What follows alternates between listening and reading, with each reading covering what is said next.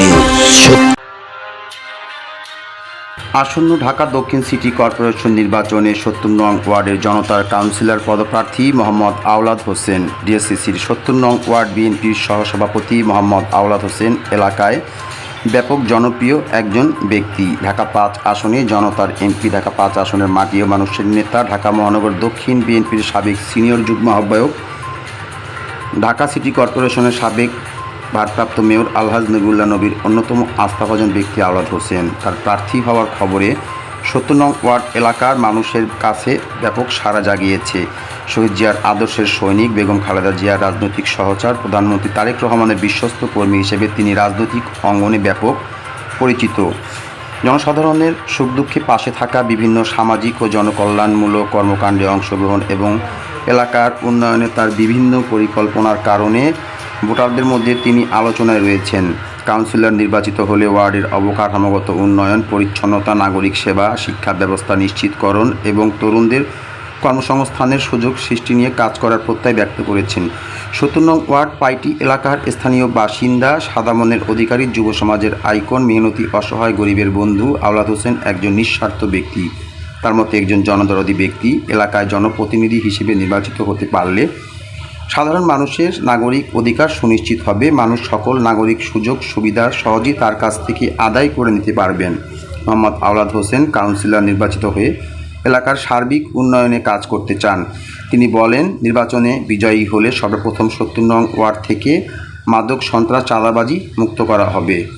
এরপর সড়ক, ড্রেনেজ ব্যবস্থা, শিক্ষা, স্বাস্থ্য, পরিচ্ছন্ন নাগরিক সুবিধা নিশ্চিত করা হবে। একটি আধুনিক, নিরাপদ ও বাসযোগ্য মডেল ওয়ার্ড হিসেবে ৭০ নং ওয়ার্ডকে গড়ে তোলা হবে। জনগণের প্রত্যাশা পূরণে তিনি সর্বদা নিবেদিত থেকে উন্নয়নের ধারাবাহিকতা বজায় রাখতে বদ্ধপরিকর। বিগত ফ্যাসিস্ট আওয়ামী লীগ সরকার আমলে রাজপথের লড়াকু সৈনিক ছিলেন আওলাদ হোসেন। প্রতিটি আন্দোলন সংগ্রামে তার ছিল সক্রিয় অংশগ্রহণ। দুর্দিনে দুঃসময়ে দলের পাশে থেকে নেতাকর্মীদের চাঙ্গা রাখতে সবসময় কাজ করে গেছেন। তার জনপ্রিয়তায় ঈর্ষান্বিত হয়ে একটি মহল নানাভাবে তার বিরুদ্ধে অপপ্রচার চালাচ্ছে। সামাজিক যোগাযোগ মাধ্যমে ভুয়া আইডি থেকে চালানো এসব প্রচারণা তার জনপ্রিয়তায় কোনো প্রতিবন্ধকতা তৈরি করতে পারবে না বলে ভোটাররা মনে করেন। এই ধরনের ষড়যন্ত্রমূলক জনবিদ্বেষী কার্যক্রম বন্ধ করতে এবং দুষ্কৃতিকারীদের বিরুদ্ধে প্রতিরোধ গড়ে তুলতে আহ্বান জানিয়েছেন এই নেতা। ৭০ নং ওয়ার্ডের রাজনৈতিক কর্মকাণ্ড সার্বিকভাবে দায়িত্ব পালন করছেন। সরেজমিনে দেখা যায় তিনি ৭০ নং ওয়ার্ডের হিন্দু সম্প্রদায়ের লোকদের আশার আলো, হিন্দু ৪০০ পরিবারের বিপদ আপদে পাশে দাঁড়ান, মন্দিরের উন্নয়নের স্বার্থে কাজ করেন।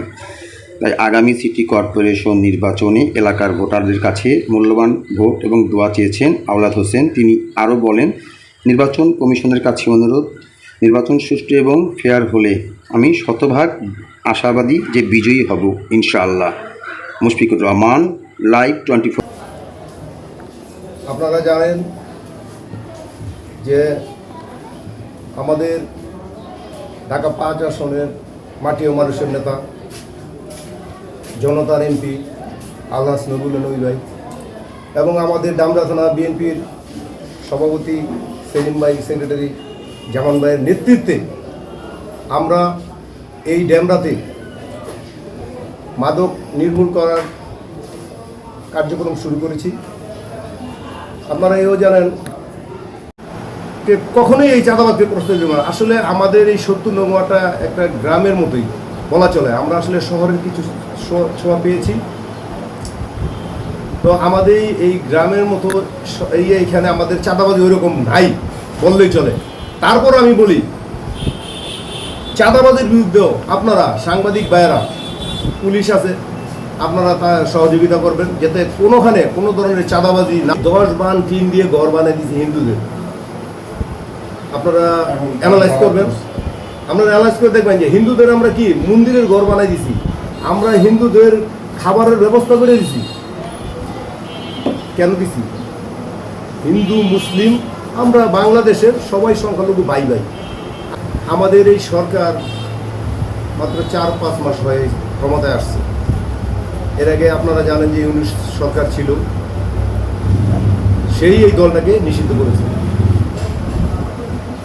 যেহেতু সে নিষিদ্ধ করে গেছে, এখন নিষিদ্ধ সংগঠন হয়েছে এবং ২০ তারিখ তাদের নিষিদ্ধ সংগঠন আওয়ামী লীগের একটি প্রতিষ্ঠা বার্ষিকী গেছে। দীর্ঘ 17টি বছর তারা এই দেশে শাসন করেছিল। নিরাপত্তা, এই মাদকের জন্য একটা মানুষও অ্যাক্সিডেন্ট করতে পারে, খুনও করতে পারে, তাদের দ্বারা অস্বাভাবিক কিছুই না হয় না। তাই আমরা আসুন সকলে মিলে আমাদের এই 70 নং ওয়ার্ডে যত মাদক আছে তাদেরকে আমরা নির্মূল করবো। আমরা এই লোক তারা এদের কাছ থেকে কিছু টাকা পয়সা খায় খেয়ে তাদেরকে কি শেল্টার দিতেছে, পৃষ্ঠপোষক তাদেরকে লালন পালন করতেছে, কিন্তু আমরা এদের বিরুদ্ধে কঠিন ভূমিকা নিয়েছি। এই মাদক যারা বিক্রি করে, যেমন আমাদের এই ওয়ার্ড থেকে কাউন্সিলর নির্বাচন করেছিলাম, তখনও দেখেছি বিগত সরকার এই মাদকের বিরুদ্ধে কোনো ভূমিকাই রাখে নাই। প্রথম উদ্দেশ্য ছিল তার মাদক নির্মূল কমিটি নির্মূল করা।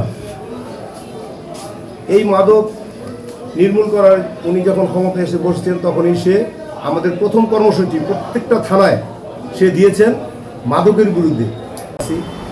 আমাদের এখানে ওয়ার্ডে কিছু হিন্দু আছে, এদের জিজ্ঞাসা করবেন, এদের প্রতি আমার আল্লাহর মধ্যে অগাধ ভালোবাসা। এদের যখন যেটা লাগে আমি তাদেরকে দেই, এবং যখন 5 বছর জনগণের সেবক হিসেবে কাজ করছি। আমি সেবক হিসেবে আমি বিগত 2020 সালে নির্বাচন করেছি। দেখেন তো, আমি কিন্তু পাস করতে পারিনি। আমাকে 2 মিনিটও ওই যে কাউন্সিলর ছিল আমার, মানে মনে হয় 1 ঘন্টা আমি নির্বাচন করতে পারছি। এর মধ্যে কি তাড়িয়ে দিয়েছে আমার যত এজেন্ট ছিল, কিন্তু আমি জনগণ মাঝের থেকে হারাই গেছি। আমি কিন্তু জনগণের নিয়ে আছি। আমার ব্যক্তিগতভাবে আমি যতটুকু পারি আমি সাহায্য সহযোগিতা করতেছি। কেন করতেছি? মানুষ এগিয়ে নেওয়ার জন্য। আসলে সব কিছুই দরকার। দেখেন, বিনোদন দরকার, খেলাধুলা দরকার। খেলাধুলা আমরা তো ছোটোবেলা খেলছি না। আমরা যখন খেলছি তখন তো মাঠ ছিল ফাঁকা, এখন তো বিল্ডিং হয়ে যেতেছে, মাঠের ব্যবস্থা খুব কম। তবে এই 4-5টা মাঠ আমাদের ওয়ার্ডে একদম জরুরি দরকার। আমি আশা করি যদি আপনাদের দোয়ায় আমি এখানে আমার এই আল্লাহ পাক কাউন্সিলর হইতে পারি, আমি যুব সমাজ এবং বেকারত্ব এদেরকে নিয়ে কাজ করব। এই এখন এই সরকার চলে গেছে, এখন যে উন্নয়ন কাজগুলো আছে তারা করে নাই। আমাদের সরকার আশা করি আমাদের করবে এইসব কাজগুলো। এখানে প্রায় 10,000 লোক কষ্ট করে, 10,000 লোক এই ওয়ার্ডের মধ্যে পানিবন্দী হয়ে পড়ে। তারা হাঁটু পানি দিয়ে হাইটা রোডে আসতে হয়। তো এই কাজগুলো সম্পূর্ণই বাকি রয়েছে। তো এই সরকার আসছে, ঠিক আছে, মিছিল মিটিং আপনারা করেন, এটা আপনাদের কাছে আমার অনুরোধ, আপনাদের কাছে অনুরোধ। আর আপনারা জামাত শিবির ধোঁকাবাজের পাল্লায় করবেন না। এই ধোঁকাবাজের আপনাদের নিব। এইবার সিটি কর্পোরেশন নির্বাচনে ভোটারের সংখ্যা অনেক বেশি। আপনারা জানেন যে মহিলা ভোটার এবং নতুন ভোটার রয়েছে। ভোট একটা আমানত আছে। ভোটারদের উদ্দেশ্যে আপনার কাউন্সিলর প্রার্থী হিসেবে কী চাওয়া পাওয়া রয়েছে? আচ্ছা, ঠিক আছে, আপনি খুব সুন্দর একটা প্রশ্ন, কী চাওয়া পাওয়া আছে। আপনারা জানেন বিগত নির্বাচন হয়েছে আমাদের 70 নং ওয়ার্ডে। আমরা বিপুল ভোটে এই 70 নং ওয়ার্ডকে আমরা জয় করে আমরা আল্লাহ নবুলের হাতে তুলে দিয়েছি। আমাদের এখানে আমাদের মাননীয় প্রধানমন্ত্রী জনাব তারেক রহমান, সে কিন্তু মহিলাদের ওই যে বলছি স্বাবলম্বী করার জন্য কী করছে, ফ্যামিলি কার্ড দিয়েছে। এই ফ্যামিলি কার্ডগুলো আস্তে আস্তে আমাদের ওয়ার্ডও আশা করবো। আশা করি আমরা যখন আসবো আমরা ফ্যামিলি কার্ড এই মহিলাদের দেব। মহিলারা স্বাবলম্বী হবে, চলবে ফিরবে।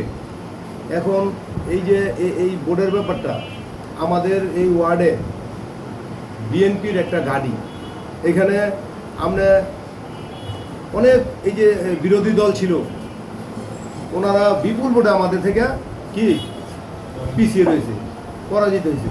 তো এই জন্য আমি আশা করি আল্লাহর মধ্যে আমাদের এই ওয়ার্ডে আমাদের বিএনপি থেকে কাউন্সিলর প্রার্থী আমাদের হবে। আল্লাহ পার্টি ভোটটা একটা আমানত আছে। ভোটারদের উদ্দেশ্যে কী বলবেন আপনি?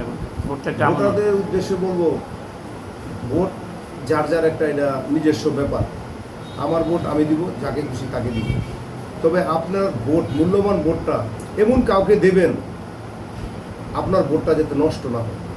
আপনি এরকম একটা লোকের দিলেন, সে আপনার এই ওয়ার্ডের কোনো কিছু করতে পারলো না, আপনার ওয়ার্ডের জন্য কোনো কাজ করতে পারলো না, আপনি তারে দিলেন, লাভ হলো না, আপনার ভোটটা জ্বলে গেল। আপনার চিন্তা অ্যানালাইজ করতে হবে যে এখন বর্তমান সরকার হলো বিএনপির জনাব তারেক রহমান। আপনি চিন্তা করতে হবে যে ওইখানে আমার ভোটটা দিতে হবে, যেখানে আমার এই ভোটটা দিলে পরে আমার এই ওয়ার্ডের নিরাপদ হবে মানুষ এবং কাজকর্মগুলো হবে। আপনারা আশা করি এইভাবে ভোটটা দিবেন। কারণ আপনারা, আমি আরেকটা কথা বলি যে আপনি মার্কেটে গেছেন আপনার সন্তান নিয়ে, আপনার সন্তানের নিয়ে গেছেন মার্কেট করাইতে, আপনার পাশের বাড়ি একটা ছেলে নিয়ে গেছেন।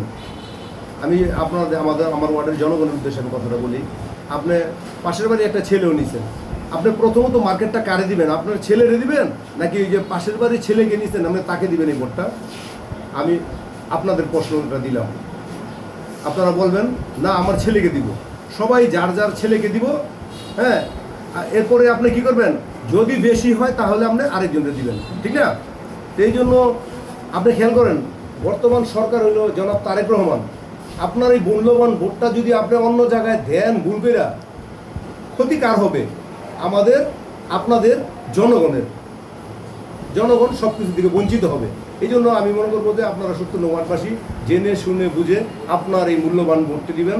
আপনাদেরকে সবাইকে ধন্যবাদ জানিয়ে আমি আজকের মতোই